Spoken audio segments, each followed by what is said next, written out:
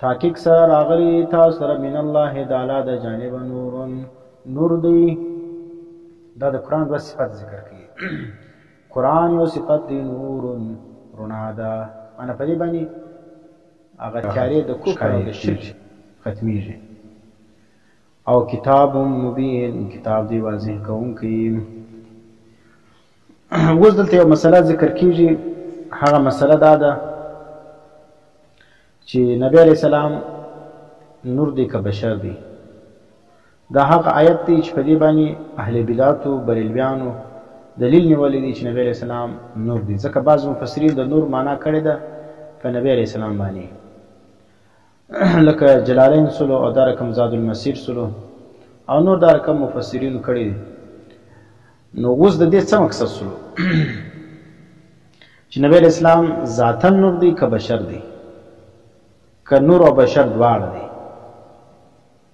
وینې نو په دې کې زموږ د اهل بدعت د بریلویانو او دا رقم د صیفیانو سره زموږ اختلاف. اهل سنت والجماعت علماء دیوبند موقف دا دی چې نبی علیہ السلام ذاتا بشر دی او په اعتبار د صفت سره هغه هدایت دی او نور دی. یعنی ذات بشر دی، صفت نور دی. او بریلویان څه وایي؟ هغوی ذاتا نور هم دی، بشر هم دی. بشر او نور دواړه سره جمع کوي. ځکه بیا دوی څه فرمایي؟ دوی وایي د نبی علیہ السلام نور ولو دا د خاصیت ولو، اور ځکه د چې کوم دی هغه سایه هم نه وله. ولې سایه نه و؟ ځکه نور ولو. او بیا لیکي چې څه وخت به نبی علیہ السلام په رڼا کې د لمر به روان و یا په رڼا کې د سپوږمۍ به روان و، نبی علیہ السلام دپاره به سایه نه وله. ولې نه وله؟ لأنه کان نورا، ځکه د نور ولو. لکه په دې مزه څه حوالې درته ذکر کوم د اهل بدعت ته چې هغه ذاتا نور بولي. فتاوی میوندیه صفحه نمبر 325 باندې لیکي قلت کما ثبت کونه بشرا ثبت انه نور. وینې وایي لکه څنګه چې دا ثابته شو چې نبی علیہ السلام بشر دی، دا رقم دا خبر هم ثابته ده چې نبی علیہ السلام نور دی لکونه مهتدیا وهادیا. بیا لیکي کما ان النور ظاهر بنفسه مظهر. بیا وروسته دغه صفحه کې لیکي ومن خصائصه صلی الله علیه وسلم انه لا ظل له. وایي دا د نبی علیہ السلام خصوصیت و چې نبی علیہ السلام سایه مبارکه به نه وه. لکونه نورا، ولې سایه نه وله؟ ځکه دی نور ولو. بیا لیکي دغه وروسته وانه صلی الله علیه وسلم اذا مشى فی الشمس، چې نبی علیہ السلام به تک کوي په لمر کې یا فی القمر، یعنی د سپوږمۍ په رڼا کې یا د لمر په رڼا کې به تک کوي. لا یکونه صلی الله علیه وسلم ظل، نه به وله د نبی علیہ السلام دپاره سایه نه وله. لأنه کان نورا، ځکه نبی علیہ السلام ذاتي طور نور ولو. دا هغه بریلیان دي د بریلیانو د پنجاب. دا دلته دوی په پښتنو کې اوس رایجي او نوم د دیوبند هم استعمالي او په بریلوي تورې باندې خوا هم به دي. یو بل بریلوی دي هغه هم کتاب کې لیکلي دي. هغوی زموږ د اهل سنت والجماعت دا عقیده لرو چې انبیا ټول انسانان دي، نارینه دي او حر دي، او د بشر د قسمه څخه دي، د ملایکه او پیرانیانو د قسمه څخه نه دي. دا خبره خو صحیح ده، لیکن دا بشر نورانی دي. وینې اوس که دغې دا ووایي چې نورانی بشر معنا الله پاک د څه هدایات صادریږي. وینې قرآن کریم او دا رقم د هدایت خبرې موږ ته راځي، نو بیا خو دا بشر نورانی دا په دا اعتبار صحیح دي. لیکن د دې دا مقصد نه دی دغه ذات چې کوم دی نبی علیہ السلام نور هم دی. بیا لیکي دغه وروسته چې دغه د نبی علیہ السلام بشر چې کوم دی دا دومره نورانی دی چې د عام بشرونو څخه دغه نورانیت بالکل جلا دی. او بیا ذکر کوي د نبی علیہ السلام د نورانیت او بشریت دواړو څخه انکار ضلالت دی. وینې اوس نبی علیہ السلام په اعتبار د ذات نور نه دی. دغه خبره کوي چې د نورانیت څخه د نبی علیہ السلام ذاتا د انکار کول دا ګمراهي ده. نو دا فتوا خو موږ په ټولو اکابر د علماء دیوبند ولګېدله. او که ذاتا بشر بولي، ذاتا یې نور نه بولي، څوک دا رقم د نظر ایسته چې د علماء دیوبند د جمهور کول او مفتابهي کول ښکاره کښې علماء دیوبند په دا خبر فتوا ورکړي چې نبی علیہ السلام ذاتا نور دی. د هغه مسلک د بریلویانو دی چې نن دا کسان اصل کې بریلویان دي او دغه د بریلویت ترویج په پښتنو کې دی کېږي.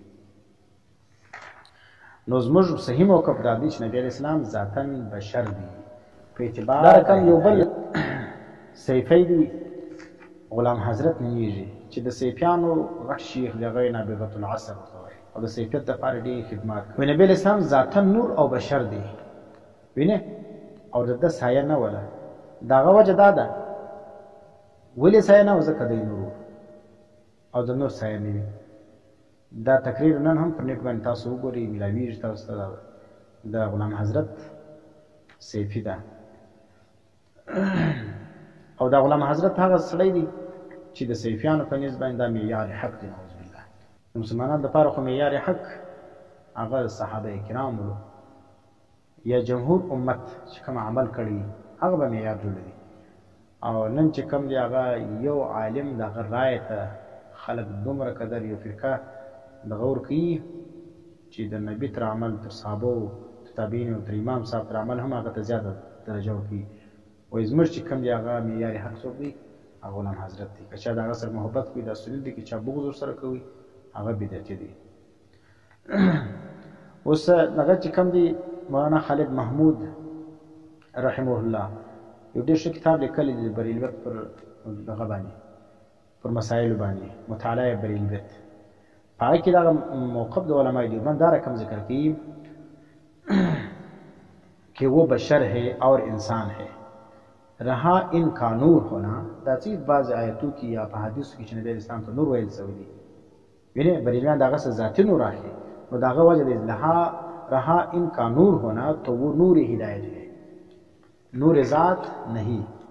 اوس دا بریلویان چې کتابو کې لیکلي چې دغه نور ولو ځکه سایه لا نه درلوده ذاتاً دی نبی اسلام دپاره د نور کو. که چیرې دا رقم سي چې نبی اسلام ذاتاً نور سي نو د نبی اسلام چې دا کم اولاد ټول سیدان نو دا به هم بیا تمني دا ذاتاً نور دی.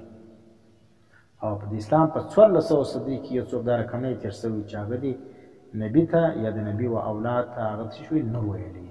مطالعه بریلویت صفحه نمبر 227 جلد نمبر 5 کې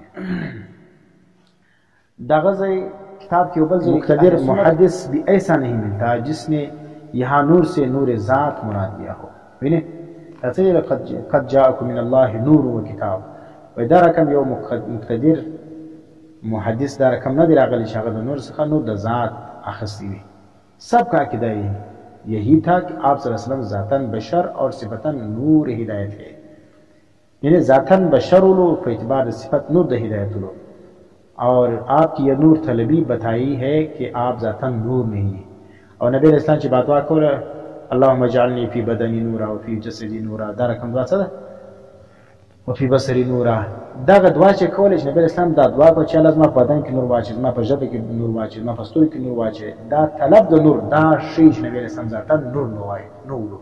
که چیرې نبی اسلام نور وای نبی اسلام د دې دعا بیا څه ضرورت نه. نو دی وجہ آپ صلی اللہ علیہ وسلم آپ اللہ تعالیٰ سے صفت نور ہونا طلب کر رہے تھے. دا نبی علیہ السلام دا اللہ سے صفت دا نور طلب ہوگی. دا غیر رقم بل ذیلی کی حضور صلی اللہ علیہ وسلم کی ذات نور نہیں نور آپ کی صفت ہے. نور دا نبی علیہ السلام ذات نور بلکہ دا صفت. مطالعہ بریلویت 239 صفحہ کی جلد نمبر 5. اور دا بریلویان موقف زنه بیانم دا هم مولانا خالد محمود صاحب بیانی اگر ذکر کی بریلوی حضرات آپ کو نور ہدایت کے بجائے نور ذات قرار دے کر اہل سنت والجماعت سے دور فاصلے پر جا کھڑے ہوئے. اہل سنت څخه په دا مسله باندې ووتل دی راوړل رسول نبی اسلام ذاتاً نور وګڼي چې ذاتاً نور وګڼي د اهل سنت والجماعت څخه دی ډیر لیر لاړو. دنیا نے اہل بدعت کہا دا خلق ته دنیا اهل بدعت ویلي چې هر څو شیخ ځان ته وایي نابغة العصر وځان ته وایي اور قطب الاقطاب وځان ته وایي چې عقیده د اهل سنت والجماعت سره جناس ولا دا بدعتي دي. دا د اسلام د شهرا څخه وایي نکلنے والا کہا. علماء دې ته وایي د اسلام دغه غټي لارې څخه د جستي لیر سوي دي.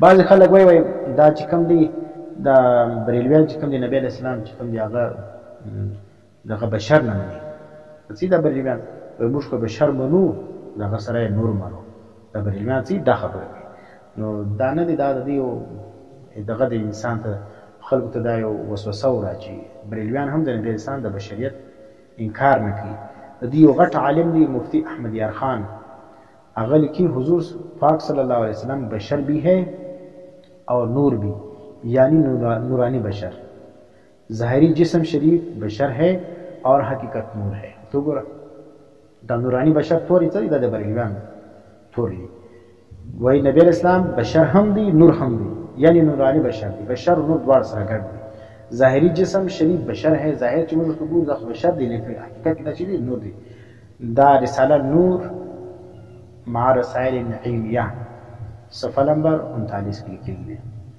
دا رقم مولانا احمد رضا خان چې د بریلویانو غټ عالم دی بریلویت د سره وتلی دی د بریلویان لیکه دی هغه څه آپ صلی الله علیه وسلم کی بشریت کا انکار ہرگز ہرگز نہیں کیا جا سکتا د نبی اسلام د بشریت انکار هیڅ کله نشي کېدلی ګور هغه وایي نو دا بریلویان چې دا خلک وایي موږ بریلویان چې کوم ځای د نبی اسلام د بشریت انکار کوي موږ انکار نه کوو نو بریلویان هم د نبی اسلام د بشریت انکار نه کوي د دروغ وایي هغه وایي بشر هم دی نور هم دی لکه دی چې وایي سرکار اعلیٰ حضرت امام احمد رضا خان فرماتے ہیں تاجدار رسالت صلی اللہ علیہ وسلم کی بشریت کا مطلقاً بالکل انکار کفر ہے احمد رضا خان فتاوی رضویہ کسی لکی اغوی دا نبی علیہ السلام دا بشریت مطلقاً انکار دا بالکل کفر دی فتاوی رضویہ 358 صفحہ جلد نمبر 44